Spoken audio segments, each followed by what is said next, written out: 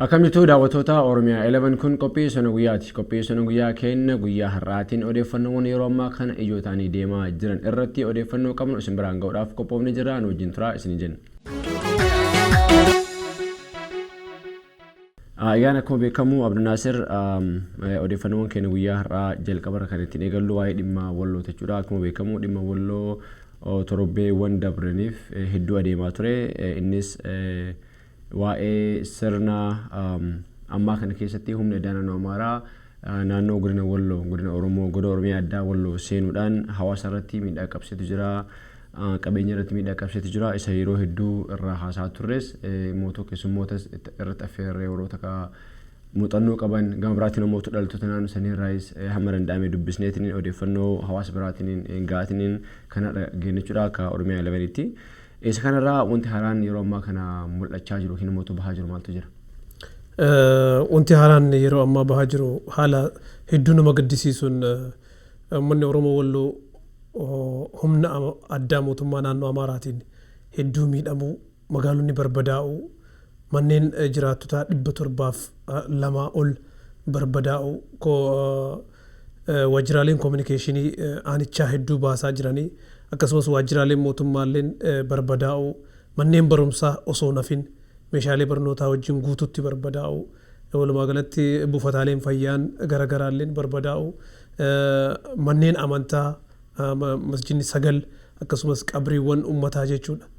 Osoo qabrii guutuullee nambisin barbadeessanii jiran kan jedhu lammaffaa immoo viidiyoo dhiyeenya kana bahaa ture. Asiin duras himamaa ture. Garuu dhiyeenya kana immoo viidiyoo haala suukanneessaadhaan namoota yaalaaf hospitaala dhaqe haala suukanneessaadhaan yeroo ajjeesan agarsiisu marsaalee hawaasummaa irratti gadhiifamee argaa jirra. Kanniintu jira abdii. Isa kanarratti mootummaan wanti inni dubbatamee jira gama mootummaa naannoo Amaaraatiin haa ta'u gama mootummaa federaalaatiin wanti irratti haasa'imaatu jira dhimma kanaan wal qabatee.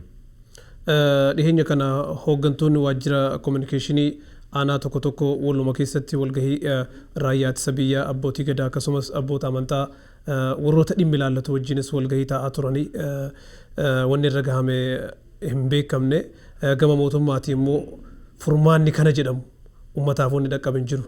Odeeffannoon haga ammaatti dhagahaa jirru uummanni kun rakkatee dubartoonni daa'imman rakkoo hamaa keessa jiraachuu isaanii lakkoofsi buqqaatota daran dabaluu isaatti himamaa jira abdii.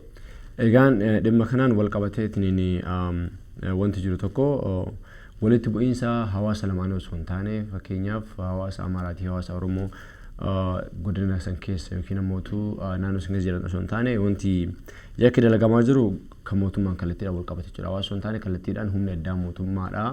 Uummata kana irratti lola banuudhaan gandoota agarsiis barbadeesseetiin uummata haala hin taane keessa kan seensiseetiin jiru. Isa kanaan wal qabatee bakka bu'oonni mana maree bakka bu'oota uummataas gaaffii gaafatan irratti mootummichi deebiin isaaniif kenname gahaan turre. Kanuma irratti ammas rakkinni akkuma jirutti jechuudha. Walitti bu'iinsi kun akkuma jirutti walitti bu'iinsi osoo hin taane humni addaa naannoo Amaaraa kun uummata kana addaa akkuma tufetti jira. Manneen gubatuun qabeenyi barbadaa'uun ammas waan walirraa citee hin fakkaatu. Wanni xiqqoo irra dabaluu barbaadu yoo jiraate abdii gargaarsi uummata kanaaf godhamu ammas dabalee cimuu akka qabu dhugaadha. Rakkinni gamaa gamanaan ni jira. Akkasumas maallaqni akkaawuntii biyyaa irratti yeroo tokko akka uummata hin dhaqqabnilleen rakkoolee mudatan numa jira. Ammoo uummanni daran uummata kana gargaaruu bira dhaabbachuu qaba. Kanumaan wal qabatee ijoolleen dargaggoota biyya kanaalleen baaskeetboolii taphaa galii godhanii turanii isaanis gara istuudiyootitti affeerrotaa jechuudha. Odeeffannoo sansiitu harkaa qaba. Sanumaan haa tunuufi. Isa sagantaa addaa bal'aa ta'e qophaa'aa jira waan ta'eef isaanii maal akka ragaan maal akka dalagan kan ofumaa ibsan ta'a. Kana jechuudhaan gara sagantaa qabxii itti aanutti dabarachuudha. Kan itti aanu mootu waa'ee dhaddacha Jawaarii fi namoota as jalatti argaman kanneen himannaan isaa irratti banameedha. Akkuma beekamu Jawaarii fi waahilaan isaa gama mana murtiitti yeroo hedduudhaaf deddeebi'aa turanii jechuudha. Murtii hangammaatti murtii gahaa tokko. Yerootti himanni jijjiiramaa deemaa gaaf kana mootummaa maqaa shororkeessummaatiin gaaf kana mootummaa maqaa amantiitii gaaf kana mootummaa maqaa mootummaa humnaan diiguutii hangammaatti dhaddachi yookiin mootummaa himannaan isaa irratti yeroodhaan banamu jijjiiramaatiin kan har'a jechuudha. Isuma wal qabatee guyyaa kaleessas beellama qaban ture beellama mana murtii jechuudha. isaarra wanti irra gaa'e maaltu jira? Gama dhaddachaatiin jennaan beektaa biyyi sun walumaa galattu biyya xalayaadhaan bultu. Biyyi sun ajaja gubbaa dhufuun biyya bultu yakki raawwatame jedhames murtiin kennamus nama tokkoon waan taateef deddeebiin hin hafu. Dhaddachi guyyaa har'aa irratti maaltu jira? Himata obbo Jawaar Mohaammed faa jalatti namoonni 21 walumaa galatti dhaddacha sana irratti argamu falmiitu ture walakkaa abbaa alangaatiif abukaatotaa jechuudha. Abbaan alangaa himanni ragaaleen inni dhiyeeffate sitaara duubaan dhaabatanii naaf ragaa haa ba'anii naaf hayyamamu iyyata jedhu galfatee ture. Abukaatonni immoo abukaatonni hidhamtoota siyaasaa Oromoo immoo wanni kun murtiidhaafis gaarii miti. Gaafii qaxxaamuraa gaafachuudhaaf himatamtoonni yoo gaafatan fuula isaanii yoo argin gaafachuudhaaf isin rakkisa. Lammaffaa immoo abbaan alangaa himata isaa keessatti iyyannoo isaa keessatti wanni inni dhiyeesse miidhaan ragaawwan kiyya ragaa jedhame qabatamaan waan mul'ise waan hin qabneef hayyamamuu hin qabu ka jedhu falmii dhiyeessaa turanii abbaan murtii yaada lamaan gamaa gamana erga qabee booda abbaan lama bira iyyannoo kana kuffisee jira jechuudha. Sitaara duubaan ragaaleen dhiyaatan hin jiran ka jedhu murtii kennee jira. Waan booda dhufu yookaan murtii kennan shaaran illee taatu walumaan laalla. Gama biraatiin immoo wanni jiru hidhamtoonni siyaasaa Oromoo tokko tokkoo fi abukaatonni isaanii mirga wabii gaafatanii turanii inni sunis mana murtiitiin kufaa ta'ee jira jechuudha. Mirga wabii kan gaafatamee fi namoota muraasaaf moo hunduma isaaniitiif yeroo? Namoota muraasaaf. Hunduu isaatiin kufa jechuudha. Isa girdoo yookiin mootummaa gaaraajaa duuba dhaabbataniitiin ragaa ba'uu kanaan wal qabatee wanti kun wanta biyya sana keessatti yeroo hedduudhaaf barame moo wanta amma eegale kanaan dura waan dhaga'ame hin beekneef? Dhaddachi cufaa jechuun numa jira ammoo dhaddachuma cufaa keessattuu sitaara duubaan jechuun immoo nama dukkana keessatti dukkana biraa barbaadu jechuudha. Kana jechuun maalidha? Namoota ragaa bahan sagalee malee qaamaan hin argitu jechuudha. Kun immoo murtii biyya saniitiif ulfaataadha. Isin duras godhaa turan yoo yaadatte ta'e yeroo koreen fala barbaadu hawaasa muslimaa hidhaman sanitti ragoota akkanumaan fidanii maqaa haga wallaaluu yoo maqaa nama biraa kaasan ibalu jedhanii maqaa nama biraa himuu ragaa kijibaa waan taateef jechuudha. Sanumatu deemaa jira abdii. Tolee isa kanas kanumaan bira dabarraa kan ta'an mootuu waa'ee dhimma ibsa waraanni bilisummaa Oromoodhaa kan baase jechuudha.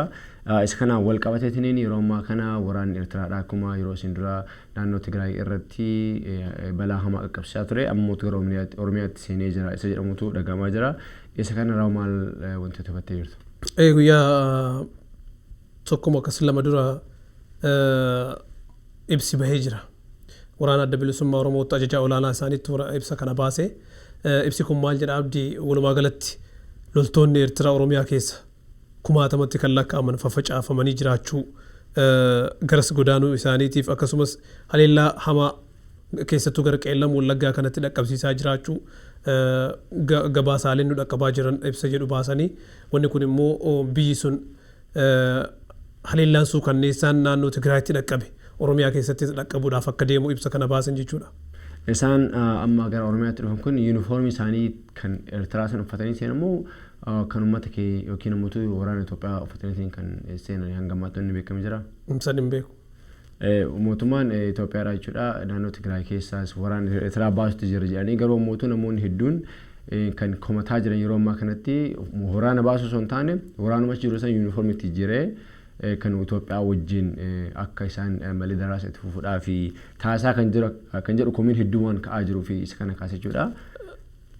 So isarratti wanni dabalamuun jiraanne gara qabxii keenya gara xumuraatti deemaatini. Isarratti wanni dabaluu barbaadu abdii qabxii kanarratti itti aanaa muummicha ministeeraa dhiheenya kana ibsa wayii baasee jira. Loltoonni Eertiraadhaa Tigraay keessaa ba'aa jiraachuu dubbatan jechuudha. Makiinaa kamiin ba'aa jiranii haala kamiin ba'aa jiran ka jedhu wanni ibsamee jiru garuu ba'aa jiranii bakka isaanii immoo daangaa biyyattii irratti raayyaan ittisa biyyaa qubataa jiraachuu dubbatan. Gama biraatiin kanumaan wal qabatee biyyoonni G7 jedhaman akka Kaanaadaa, USA fi UK kunniin ibsa baasanii jiranii ibsi isaan baasan osoo Itoophiyaan uummanni kun loltoonni Eertiraa biyya sanii bahaa jiran jedhanii ibsa kana hin baasin dura ibsa waloo baasan jechuudha biyyoonni G7 kunniin haleellaan duguuggaan sanyii Eertiraa Tigraay keessatti adeemsifamaa jiru muummichi ministeeraa ammoo jecha isaanii kan loltoota Eertiraa naannoo Tigraay keessaa baasa jedhanii waadaa seenan san irratti cichanii akka achi baasuu danda'an gaafataa turanii sanumaaf deebii kennuuf na fakkaata dhugaadhaan bahaa jiran moo bahaan jiran ka jedhu dhugama achi bahanii Eertiraa seenan moo Tigraay keessaa fudhatama baafamanii iddoo biraa qubatan ka jedhu waan walumaan arguudhaaf deemnu ta'a. Inni kun bahaa jiranatti amanuu rakkisaadha. Maaliif gaafa sindura waraanni Eertiraa tokko akka biyya seenee hin jirredha kan dubbataa turanii ammas deemuu mutuun baasna jedhanii gaafa sindura waan sobaniif ammas irra deemanii sobuu danda'an waan ta'eef qaamni addaa hanga addaa baasutti dubbii kana dhugaan ifachuun hedduu nama rakkisaa asumaan wal qabatee naannoo Tigraayitti lola taasifame namni nagaa tokko kan duune jedhamee dubbataa kan ture booda mootummaa deemanii kan ofirratti ragaa bahan jechuudha. Walumaa galatti wanni achirraa bahu hedduun isaa soba waan ta'eef ammatti waraana Eertiraadhaa Itoophiyaa gadhiisee bahaa jira. Keessattuu naannoo Tigraay dhiisee bahaa jira wanti jedhamee himamuudhaaf waan nama rakkisu jechuudha. Aadaa mootummicha saniirraa yoo kan ilaallu taate. Kan taanu mootu waa'ee walitti bu'iinsa naannoo Sumaalee fi naannoo Affaarii yeroo hedduu biyya san keessatti walitti bu'iinsa naannoo daangaadhaan mul'ata. Oromiyaa fi Sumaalee gidduu keessattuu yeroo Abdii illeen hoogganaa turetti walitti bu'iinsa hedduu ture. Affaarii fi Oromoo godina Walloo gidduuttis gara gama baatiitiin waan ta'aa turetu jira. Beenishaangulii fi Amaaraa kan biroos yeroo baay'ee walitti bu'iinsi daangaawwanii biyya san keessatti ni mul'ata jechuudha. Amma mootii Oromoo kanatti kan akka haaraatti deebi'ee ka'e kan naannoo Sumaaleetii fi naannoo Affaariiti. Isa kanarraa odeeffannoon hangama ta'etti qabdu maaltu jira? Odeeffannoon hangama kanaan qabu walumaa galatti waldhabbiin naannoo sanitti deemaa jiru. Waldhabbiin daangaadhaan wal qabate dhimma siyaasaa irratti waan xiyyeeffate. Maaliif uummanni kun horsiisee bulaadha. Hardhaa miti kan waliin bule waldhabbii hagana nama ajjeesuutti nama geessu. Waldhabbiileen daangaalee dururaallee numa jiranii ammoo akkana hammaachuun isaa siyaasaadhaan wal qabate ajandaa jijjiirsisuudhaaf illee ta'uu mala sun hin beekamu garuu qabatamaan wanni jiru daangaa Somaaleetiif Affaar irratti namni wal ajjeesaa jiraachuudha. Walumaa galatti hanga ammaatti waldhabbii dhiheenya kana mudate keessatti namoonni 50 ol ajjeefamuu isaaniiti. Mootummoonni yeroo hedduu akkuma naannoo Amaaraatitti humni addaa uummata Oromoo Walloo fixee ibsi mootummaan naannoo Oromiyaallee baasaa ture mootummaan naannoo Amaaraallee baasaa ture kunis ka Somaaleellee adda baasa ka Affaariillee adda baasa wanni mootummaan naannoo Somaalee jedhee baasu uummanni naannoo Affaar qotee bultoota Somaalee ajjeesaa jira jedheetiin ibsa baasee uummanni Affaar immoo daldala seeraan alaa to'achuudhaaf namoonni du'anii ka jedhu ibsa baasanii jiran walumaa galatti yoo ilaalte garuu lubbuun nagaa ajjeefamaa jiraachuu isiiti.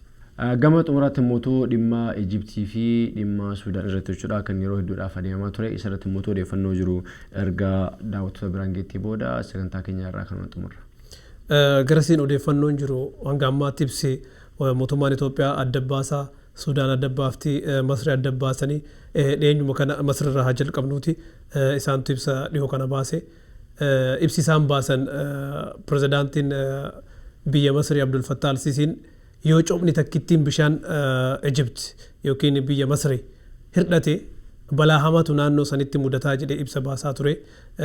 Sanuma booda immoo jaarsummaan akka taa'amuuf walakkaa seename biyyoonni sadiin kun jaarsummaa African Union isaantu jaarsummaa har'a dhumata jedhameetii yaadamaa jira.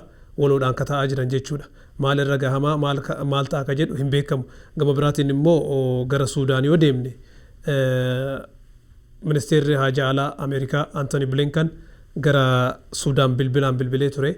Isaan wajjiniin guyyaa kaleessaa haasa'aa turan jechuudha. Haasaa isaanii keessatti maalidha wanni himame mootummaa ce'umsaa Suudaan kan akka isaan deeggaran. Waldhabbiin daangaa irratti babal'ataa dhufe kun daangaa Itoophiyaatiif Suudaan jidduu jiru tasgabbaa'uu akka qabu. Waliin haasa'uu isaanii baasan jechuudha. Gama Itoophiyaa yoo deemte immoo walumaa galatti mariin Afrikaa akkuma jirutti ta'eetiin Suudaan lafa alfashaqaa kana keessa haga baatutti marii wanni jedhamu hin jiru jedhaa turan Itoophiyaan garuu waraanni akkuma naannoo sanitti qubatetti jaarsummaa Afrikaatiif hayyamanii waliin ta'anii jiran jechuudha yeroo ammaatitti. Wanni Itoophiyaan baasaa jirtu ibsisiin baafte kaasin duraalleen ijjannoon isaan qaban maalidha yoo jettee ilaalte